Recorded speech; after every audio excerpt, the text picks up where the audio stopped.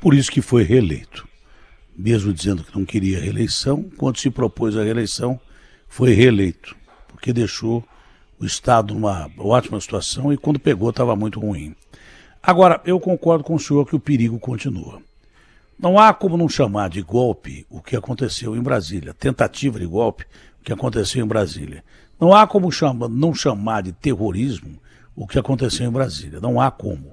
No dia eu estava aqui num churrasco em casa e fui a Bandeirantes para fazer o programa, entrevistei até o presidente da Argentina, que foi o primeiro líder a se manifestar através de uma entrevista, e foi na Band que ele falou que era importante que a América do Sul e o mundo fechassem fileiras com o presidente Lula contra essa tentativa de golpismo com um gigante como o Brasil, que podia mexer na água do mundo, que já está revolta demais com a invasão da Ucrânia, com pandemia e tudo mais, com problemas climáticos, econômicos. O nosso planeta está muito ruim. Um golpe do Brasil seria um meteoro não para destruir o mundo, mas para ajudar a destruir o mundo. Agora, concordo também quando o senhor diz que essas eleições foram diferentes das últimas eleições em que o Bolsonaro se elegeu, porque o Lula estava preso. Existia, na realidade, nas outras eleições anteriores, um sentimento muito forte contra a esquerda que fez com que o Bolsonaro fosse eleito. Ele nem era favorito para isso, pelo contrário, era um dos caras que menos tinha condição de chegar à eleição. Com a prisão do Lula, ele foi eleito com o pé nas costas. Dessa vez, o Bolsonaro perdeu por muito pouco. Até que ponto essa polarização contribui ainda para a instabilidade que nós temos no Brasil? Hoje mesmo o Bolsonaro, hoje foi a repercussão. Ontem mesmo o ex-presidente Bolsonaro deu uma declaração que o governo Lula não dura muito. Bom, se o governo Lula não dura muito para ele, é outra declaração golpista. Agora, não é ele quem diz isso. Boa parte dos eleitores dele ainda se mobiliza pelo que ele diz. Nos Estados Unidos, na China, no Japão, aqui em Caruaru, em São Paulo. É isso que me deixa com uma pulga atrás da orelha. Porque quem estava lá em Brasília, muita gente não sabia o que estava fazendo, mas muita gente financiou aquilo lá e muita gente direcionou aquilo lá. E boa parte de quem elegeu o Bolsonaro estava a favor dele, naquela tentativa de golpe. Então não adianta falar que não estava, porque pode não falar que não estava, porque fala com vergonha. Porque aquilo foi uma mambembe tentativa de golpe, uma reles tentativa de golpe, uma coisa demodê que não se fala nem em República de Bananas hoje em dia. Mas o perigo continua. O Bolsonaro lá fora dizendo que o governo Lula não vai durar até o fim, ou não dura muito, já é um recado para os seus milhões de eleitores aqui no Brasil. Isso, como diria o presidente da Argentina, não me gusta. Vocês estão lá perto, não me gusta isso. Não é bom. Não é legal que o presidente continue incentivando isso. Não, sem dúvida. E, assim, olha que triste que foi essa última eleição, em que eleitores vão às urnas muito mais para votar contra algo do que para votar a favor, né? Isso eu digo que é triste porque a eleição ela é um momento precioso numa democracia, né? E as pessoas devem ir para a urna com os seus sonhos, com as suas esperanças, com as suas expectativas no futuro, com fé, né? Com acreditando estar ali a oportunidade de fazer algo de melhor para o país, para o seu futuro próprio e para os seus filhos, para as futuras gerações. E não foi isso que a gente assistiu, né? Por mais que a gente tenha visto aí, tenham certamente eleitores por um lado ou por outro, realmente confiantes do que o seu lado é melhor, a sua escolha foi a melhor. O que eu assisti foi muita gente votando triste com o seu voto, não sem expectativas, sem esperanças, muito mais votando contra, votando para tirar alguém ou para evitar a volta do outro, do que efetivamente felizes com o voto que estavam dando. Então, vamos perceber o quanto que há uma relação de interdependência entre os dois candidatos que polarizaram. Lula se fez viável nesta última eleição por conta de Bolsonaro. Né? Tirar Bolsonaro, né, foi fundamental para muitos eleitores do Lula.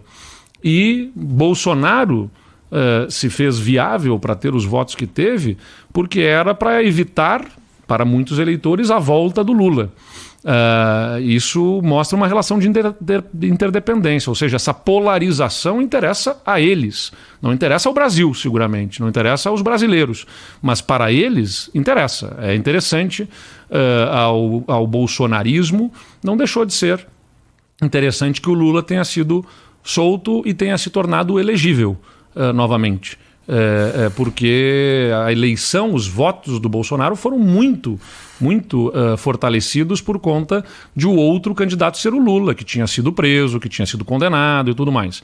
Era interessante para o Lula que o seu adversário fosse o Bolsonaro, com todos os problemas do Bolsonaro, com todas as falas absolutamente desprezíveis, né, feitas que não, com desrespeito, com intolerância por parte do ex-presidente Bolsonaro. Então, era para Lula conveniente enfrentar o Bolsonaro, era para Bolsonaro conveniente enfrentar o Lula. E para os brasileiros, nós que queremos é que sejamos todos contra a fome, contra a inflação, contra o desemprego. Quer dizer, para os problemas reais que nós temos que ser contra, poucos se apresentam, mas se apresentam um contra o outro. Então, eu espero que em 2026... a gente consiga ter uma eleição em que as pessoas possam ir às urnas votando a favor de algo e não simplesmente contra um deles, mas eles não vão ser aqueles que vão deixar esta polarização desaparecer. Por quê? Porque interessa, né? Ou seja, ao bolsonarismo a polarização com o Lula, interessa ao Lula a polarização com o bolsonarismo. Isso mantém as suas turmas, os seus grupos incendiados, né? Essa polarização interessa mais a eles do que ao país. Ainda hoje, o senhor percebe essa polarização? Não, claramente. Essa polarização? Claramente ela está aí presente, né? Eu quero deixar claro que não vejo... aliás, pelo contrário, vejo, né, muito mais abertura no presidente Lula para termos o debate dentro da arena política. Eu não concordo com ideias econômicas, com as ideias do ponto de vista de estrutura administrativa. Me preocupa a pouca responsabilidade com as contas públicas no modelo do Partido dos Trabalhadores, que é hoje comandado pelo presidente Lula. Isso tem fortes divergências. Eu acho que o Estado deve ser mais enxuto, eu acho que a gente tem que ter um Estado mais moderno, né? Um governo que entenda que ele não tem o papel de gerenciar diretamente determinadas políticas públicas, que ele pode ter a parceria do setor privado e o governo ser aquele que regula, que estabelece as regras, que fiscaliza, mas ele se revela um mau operador, porque muitas vezes empresas públicas são utilizadas justamente para corrupção, para desvio de dinheiro, são pouco eficientes, são capturadas por grupos específicos, seja de políticos ou por corporações, por grupos de servidores que se apropriam daquela empresa e ela se torna pouco eficiente. Então isso acontece no saneamento, que é precário no país, porque as empresas de saneamento foram capturadas por grupos de interesses, muitas vezes, e acabam se tornando pouco eficientes, ou porque são pouco capazes de lidar com a burocracia, e aí quem fica vivendo no esgoto, né, diante de problemas de doenças é a população, e assim em outras áreas, desde energia, concessões de rodovias, tantas áreas que a gente pode avançar com a eficiência do setor privado sem precisar ausentar o poder público. O poder público tem que estar presente, ele estabelece as regras, ele fiscaliza, mas operando ele não é exatamente o mais eficiente. Então, eu tenho fortes divergências com o PT, mas eu reconheço que pelo menos com o Partido dos Trabalhadores a gente consegue ter um ambiente de diálogo, que com o presidente Bolsonaro não tinha. Com o presidente Lula nós fizemos uma reunião já agora com os governadores. Não é a reunião mais produtivo e dos nossos sonhos ainda, espero que a gente possa chegar lá, mas tem reunião, tem espaço para a gente conversar, para dialogar, tem um ambiente de respeito, né, institucional. que com o ex-presidente Bolsonaro não tinha. O presidente Bolsonaro botava a culpa de todos os problemas nos governadores, nos prefeitos, na imprensa, nas urnas, sempre estava achando culpados para os problemas do país que não fosse ele, né? Nunca olhou para as suas responsabilidades, mas sim terceirizou responsabilidades para os outros. Então, eu vejo uma diferença entre os dois nesse quesito. Mas a polarização interessa, ou seja, aqueles que estiveram lá no dia 8 de janeiro com manifestações golpistas, de caráter golpista, que precisam ser punidos, sem dúvida nenhuma, pelo que fizeram, não apenas de depredação de patrimônio público, mas pela violência contra as instituições, precisam ser responsabilizados, precisa ser investigado quem estava por trás financiando, participando, quem insuflou, quem organizou, quem participou indiretamente daqueles atos. Mas é claro que, de outro lado, também isso dá a chance, né, ao outro polo, ao outro grupo, de ter argumentos políticos para se estabelecer politicamente com mais força. O que eu quero dizer aqui? Interessa a esses polos, aos que estão antagonizando, de um lado o lulopetismo, vamos dizer assim, né? E o outro lado o bolsonarismo, que fique nesse conflito. Como se um lado fosse dono da democracia, o outro não, né? E a gente que não concorda com as ideias do PT em práticas de governo, se a gente se posiciona contra o governo em algum tema econômico, fica soando às vezes para alguns como se nós então estivéssemos associados ao bolsonarismo. Não, de maneira nenhuma,